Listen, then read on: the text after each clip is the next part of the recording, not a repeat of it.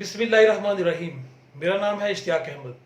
तो सबसे पहले तो मैं अपने तमाम दोस्तों को सलाम पेश करता हूँ कि जो पाकिस्तान में या पाकिस्तान से बाहर किसी भी मुल्क में बैठ के मुझे सुन रहे हैं, तो उन सबको मैं अपने दिल की गहराइयों से सलाम पेश करता हूँ। तो दूसरे नंबर पर मैं उन तमाम दोस्तों का भी शुक्रिया अदा करता हूँ जो मेरी वीडियो पे कमेंट करते हैं, चाहे वो फेसबुक पर करते हैं या वो यूट्यूब पर करते हैं। तो उससे बेसिकली मेरी इस्लाह होती है। तो मैं उन सब दोस्तों का शुक्रिया अदा करता हूँ जो क्रिटिकल कमेंट्स करते हैं, तो क्योंकि हम दुनिया में एक दूसरे से सीखते हैं। आज हम यहाँ बात करेंगे कि नई सोच कैसे पैदा की जाए। तो दोस्तों, चंद दिन पहले मेरे एक बहुत ही अच्छे दोस्त हैं इंडिया में जिनका नाम है राजेश अग्रवाल। उन्होंने इस टॉपिक में बहुत अच्छी बातें की, तो उसमें से चंद बातें मैं आपके साथ शेयर करूंगा और कुछ अपने एक्सपीरियंस और तजर्बात आपके साथ शेयर करूंगा। तो दोस्तों, हम बात करने लगे हैं कि नई सोच कैसे पैदा की जाए। तो सबसे पहले इस हवाले से तो हमें अल्लाह ताला का शुक्रिया अदा करना चाहिए, अल्लाह ताला का थैंक्स करना चाहिए, अल्लाह ताला का शुक्रिया अदा करना चाहिए कि भी आजकल एक आलमी वबा छाई हुई है पूरी दुनिया में, और इसमें अगर हम तंदुरुस्त हैं और हमारे घर वाले तंदुरुस्त हैं तो हमें इसके बदले में अल्लाह ताला का शुक्रिया अदा करना चाहिए, क्योंकि लोग तो मर रहे हैं, कुछ तकलीफ़ में हैं, और काफ़ी सारे लोग जो हैं वो प्रॉब्लम में हैं। कुछ को खाने पीने के प्रॉब्लम्स हैं, और कुछ को जो है वो अपने बिजनेस के हवाले से प्रॉब्लम्स हैं, और काफ़ी सारे लोगों को सेहत के हवाले से प्रॉब्लम्स हैं। तो इस हालत में अगर हम तंदुरुस्त हैं और अपने घर में बैठे हैं, जिस तरह आप अब मुझे सुन रहे हैं, तो इसका मतलब है आप बिल्कुल तंदुरुस्त हैं और आपके घर वाले भी तंदुरुस्त हैं।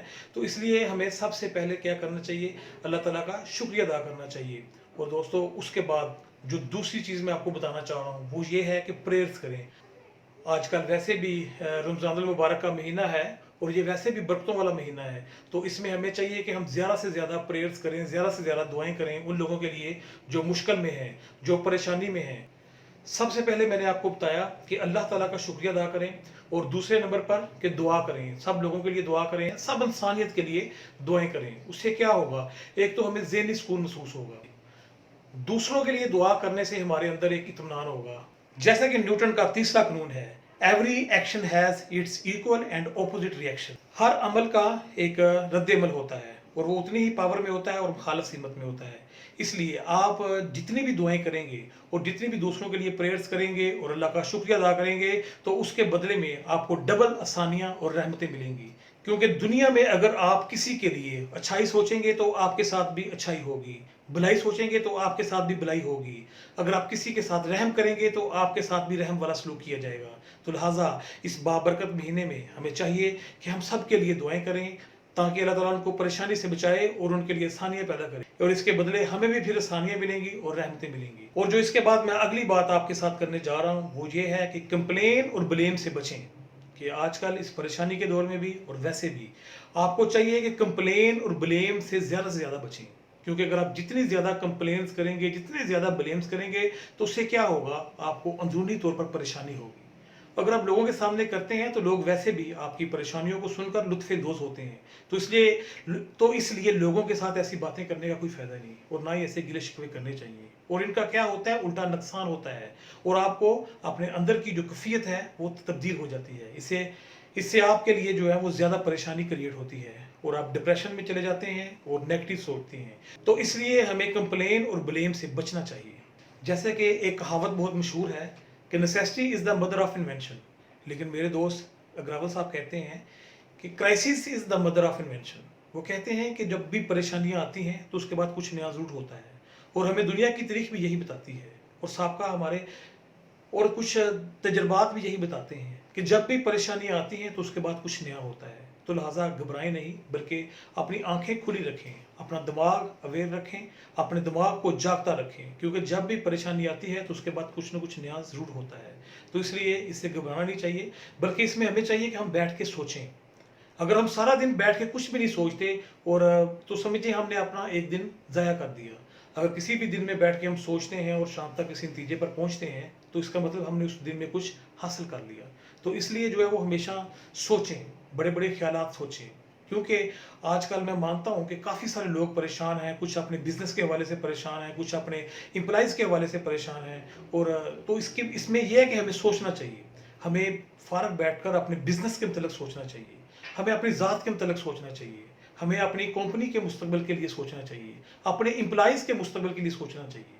तो हम जितना ज़्यादा सोचेंगे फिर हमें उसके जो है वो सॉल्यूशंस भी नज़र आएंगे।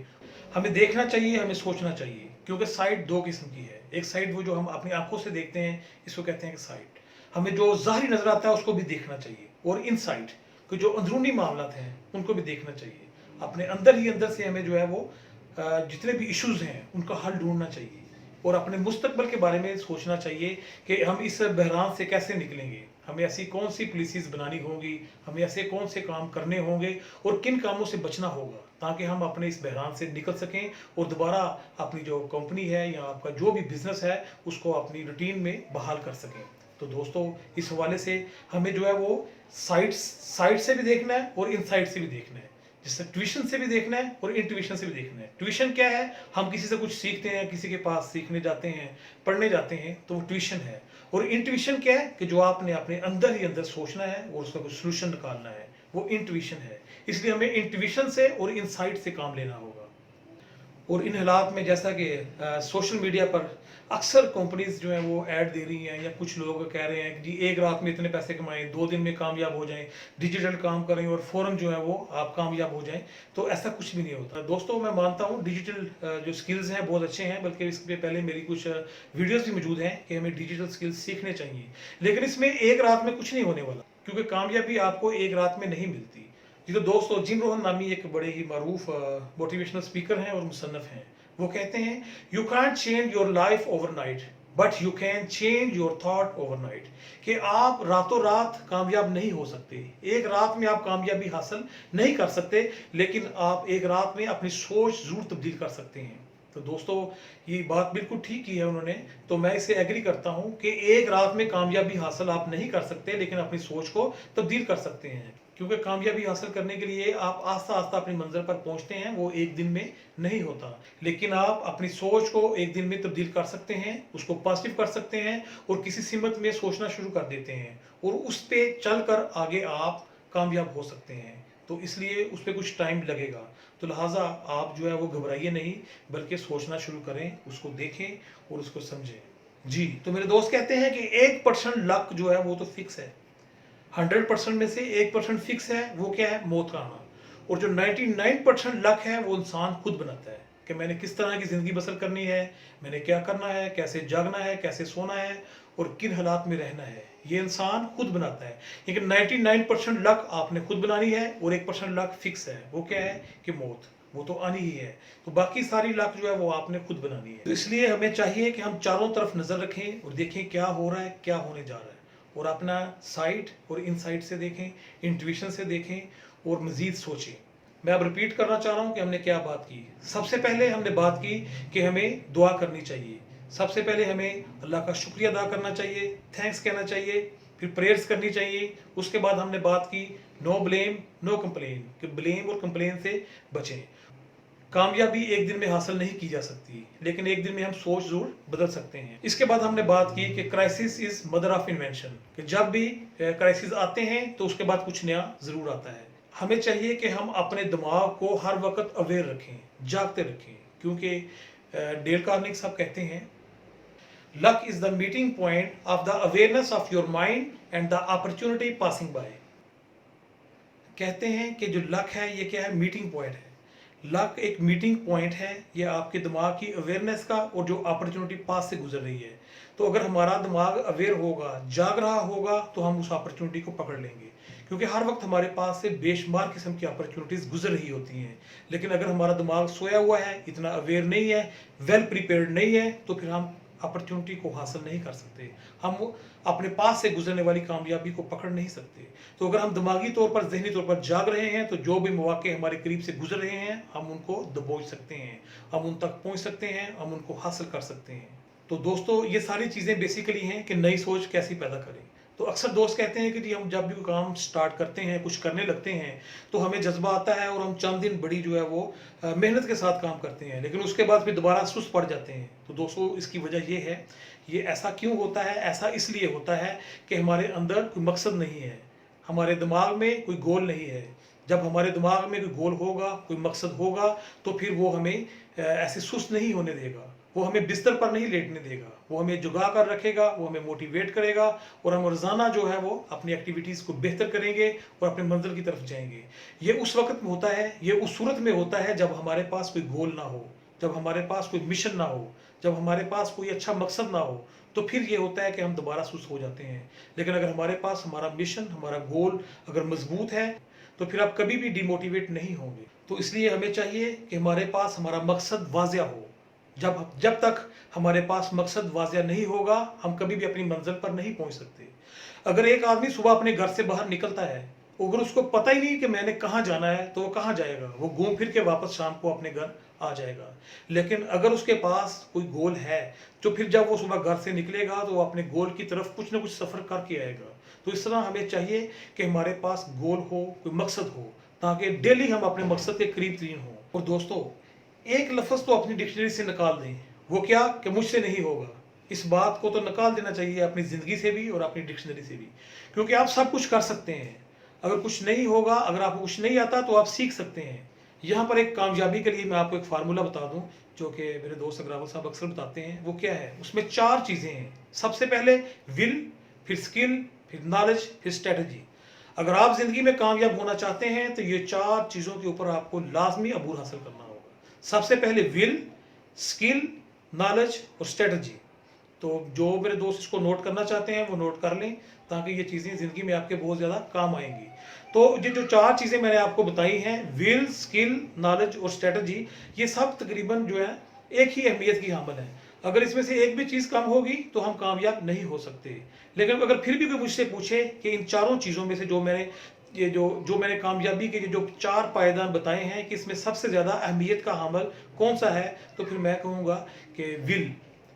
अगर आपके पास स्किल भी है, नॉलेज भी है और स्ट्रेटजीज को भी आप जानते हैं, तो फिर अगर आपके पास विल नहीं है, तो आप कामयाब नहीं हो सकते, क्योंकि विल नहीं आपको ये सारा कुछ करने पे मजबूर करना है। हमारे पास बेशुमार ऐसे ज़िंदगी में हमें लोग देखने को मिलते हैं कि जिनके पास बहुत ज़्यादा नॉलेज होता है और उनके पास बहुत ज़्यादा टेक्निक्स भी होती हैं, लेकिन फिर भी वो नाकाम होते हैं, क्योंकि उनके पास विल पावर नहीं होती। अगर आपके पास विल पावर है, तो फिर आप दूसरी चीज़ें अगर कम भी हैं, तो आप उनको ज़्यादा कर लेंगे।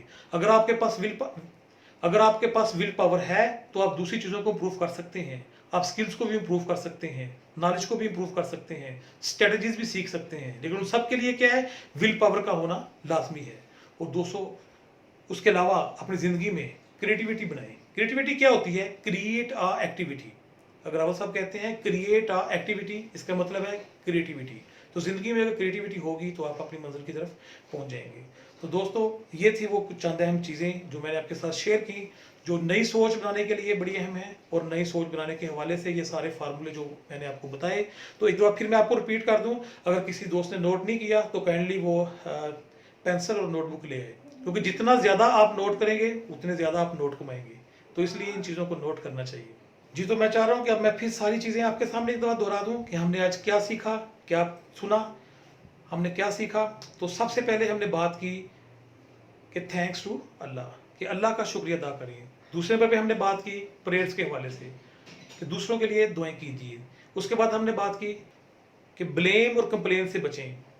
उसके बाद हमने बात की कि कामयाबी एक रात में हम हासिल नहीं कर सकते, ये एक ग्रेजुअली प्रोसेस है, कि एक रात में हम कामयाब नहीं हो सकते। हाँ, कामयाबी के लिए सोच पैदा कर सकते हैं। इसके बाद हमने बात की इंट्यूशन की, इनसाइट की और साइट की। उसके बाद हमने बात की लक की, कि लक क्या है।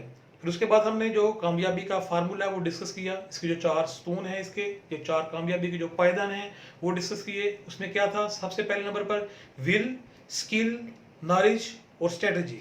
विल, स्किल, नॉलेज और स्ट्रेटजी। तो इसके बाद हमने बात की क्रिएटिविटी की, कि क्रिएटिविटी क्या है? Create a activity. तो इसके साथ ही अब मैं इजाज़त चाहता हूँ। इंशाल्लाह अगली मुलाकात में एक नई वीडियो के साथ आपके पास हाजिर होऊंगा। इजाज़त दीजिए। अल्लाह हाफिज़।